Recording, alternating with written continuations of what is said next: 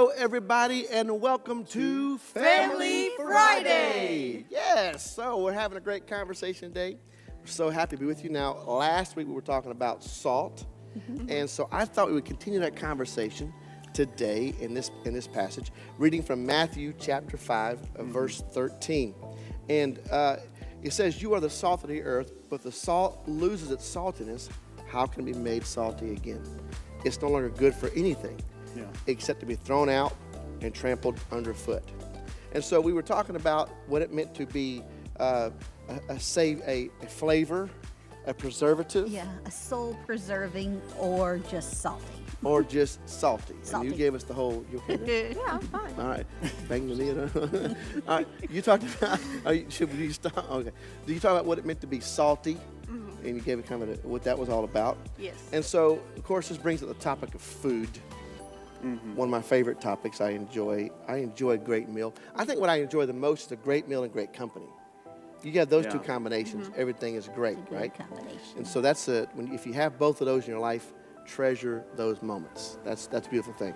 All right, so you said something to me a minute ago about what it means to fast, perhaps, or what you're seeing right now. Talk to me about it.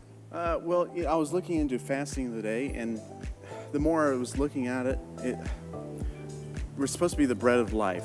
It's supposed to be the word, right? Right. And let's say you stop eating bread for a couple months, right? I've done that, and that's a hard thing to do. It's horrible. It's a very sad life. You know, we did it. We did it. We fasted. He said a couple months. I said a couple honey, months. Not a couple It might have been a couple weeks. months. Might have been a week or so. All right. Okay. So When you go, Those weeks feel like maybe I evangelistically spoke there. Sorry about that, son. but when you go a stretch of time without eating McDonald's or that thing that you always like, you stop craving it as much. Got you. So you kind of adjust. Your body changes. Your body its flavor. adjusts, and you really don't realize you have changed your eating habits, but you've known you stop eating that one thing. Yeah. That's Right? good. Mm-hmm.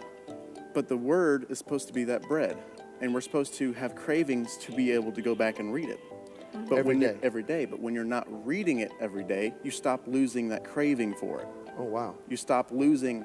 You start losing Start it. Sorry, losing, you yeah. start Yeah. losing the craving for it, and you go on, and because people are so hungry for change, but not realizing change starts on the inside, and when we're not being spiritually fed, and we don't have that hunger for it, well then things start going crazy. That's why everybody's so up in arms about every little thing right now. That's good. Because we're not realizing we're hungry for something. Oh, that's good. So I think what I'm hearing you say is sometimes we may not be fasting food, but we may be fasting the very word we need, That's The right. bread of life. the yeah. bread of life itself. I think that's a powerful thought. So when you put that in context and you realize that, I could be fasting Yeah, what I have to have every day, that's right. the bread of life. So we're talking about the people of Israel going through the desert. Manna fell from heaven Yep. every day. What was said about that? Something about Yeah, only take what you need for that day. Yep. for and the if day. you brought For the day. more, that stuff would actually like spoil in the That's night, right. wouldn't it? that's right. Yeah. That's So exactly if we're right. not constantly relying on God for the next day, Come on. Because when we Preach store us. up, Preach we us. think, "Oh, we got this, bro." In reality, it's Yeah. like, "No, you don't." and God would show them that by making the other stuff spoil by the end of the day. Yeah. So it had to be that Yeah. daily intake. It had to be there. You had to do it. So daily intake, not just Sunday or Wednesday Monday. intake. Right. Yeah. But so you're responsible for feeding yourself spiritually on the daily and then responsible for coming together, Yes. for that spiritual feeding as well? Man, I just think that's a powerful thought. I love that, the idea that, we don't love Yeah. to fast. Let's just No. be honest. How many people No. love to go fast? If you I'm do, gonna- you're not doing it right. I don't know. Yeah. No, fasting is not an enjoyable thing to do. Some people, I don't know, some people think they might like it. But whenever you are not putting in what you're supposed to put in, you're fasting the things that you need to have. So you're going to fast one way or the other. That's Yeah. right. Is And that you what not you're saying? realize it. And not realize it. Man, I like that, Corbin.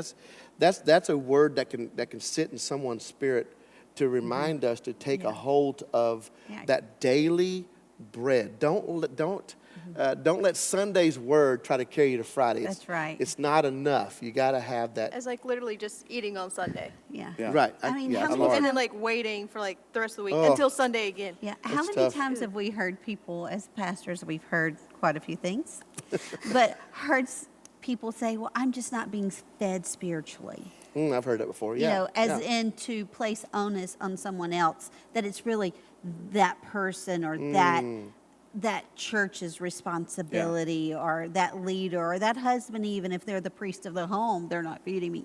Come on. Take some personal responsibility Only you can there. hold the fork. Collect it Yeah. daily. All of us are supposed to just be the salt. And it Yeah. ties back into it. Because as long as we give them a little bit of something, they can taste it and go, oh, wait a minute, I'm starting to crave something way Yeah. more than in Yeah. my area here. Yeah. Right. Starting to crave something I haven't had in so long. What is it that you have that I'm feeling that I need? Yeah. Because I can feel that from you.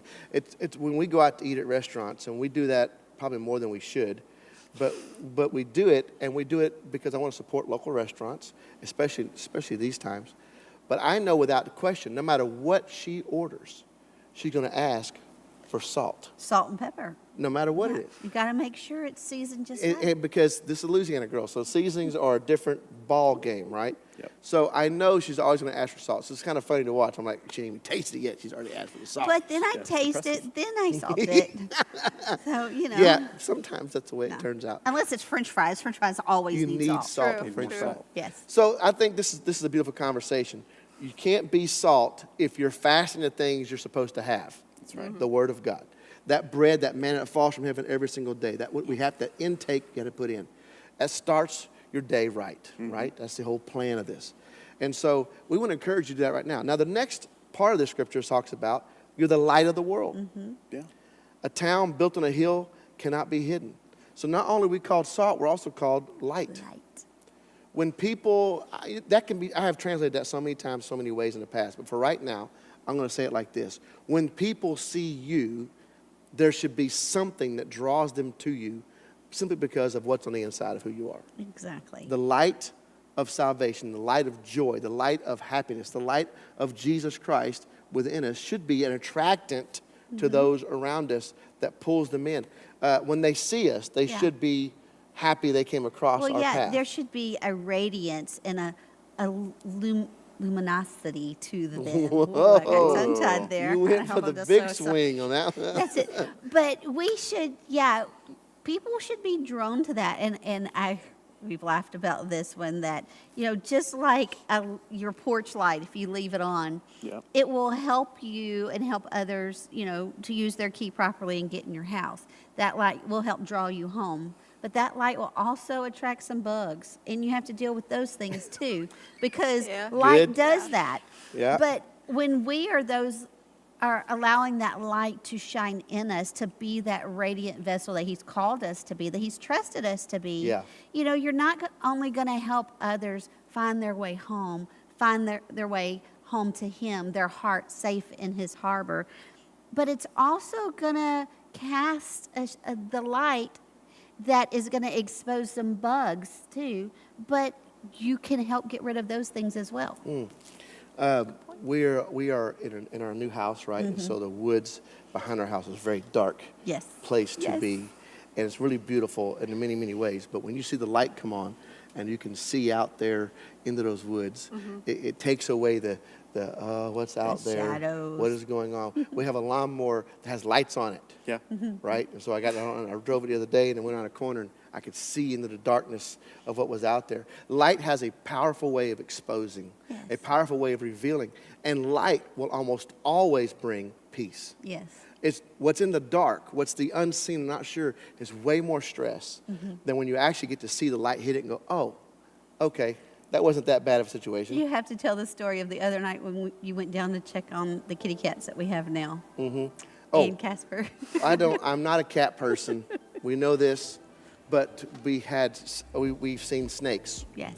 More snakes than I want to see. So a wonderful lady in the church, Faye, gave us a couple of cats, kitty Little cats. baby ones. And, you know, these little bitty things, and I don't know what they're going to do. They live outside the house, and we feed them, and the kids take care They're of them snake and stuff. chaser And awayers. so that's the idea. So it's dark. I'm coming downstairs outside of the deck, coming down to the main floor there, and I'm looking around, wondering if the cats are okay, because it's pitch black, dark out there.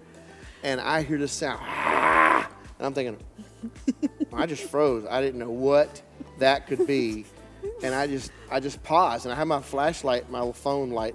I'm turning my wrist to see what was that. And when I did, on the ground was this one little kitty cat. I mean, this thing ain't that tall, but it sounded like some monster thing, as it was also afraid of what was coming down the stairs. And I guess I don't blame it for that. I was impressed with that little thing made such a noise. It stopped all of this in its tracks. I'm like, Casper the Lion. Casper the But whenever, the light glimpsed him, and then you called him by name, yeah, what immediately happened? he came. He ran out. Ran He was like, me. "Oh, yay!" It's Ran up yeah. to me, and I didn't want a pet cat. I don't do the cat. I'm allergic to cat. But he ran up to my leg and stood beside me like, okay, good. We're both in the clear. Like, maybe he was worried too. What's this big thing moving down the stairs? They were both concerned. Light exposes and brings truth. Light Yeah. brings the capacity to understand. Light reveals. And so we are the light to the world, and our light is supposed to reveal the love of God to every Yes. person we come across. Our light's supposed to change people's lives. And so that's the idea today. And we want to encourage you, be light, be salt right now to people. Don't be salty, No, don't be salty. but Be be the salt. salt. Be that person who cares about the souls you're in contact with. It matters so much. We love you all. God bless you. We'll see you again on Next Family Friday, Sunday morning, 9 o'clock and 11 a.m. Use the app. Be here. Don't miss it. It's going to be amazing. And if you can't come in the building, we understand. Watch us online. Tune in, 11 o'clock, live broadcast. God bless you all.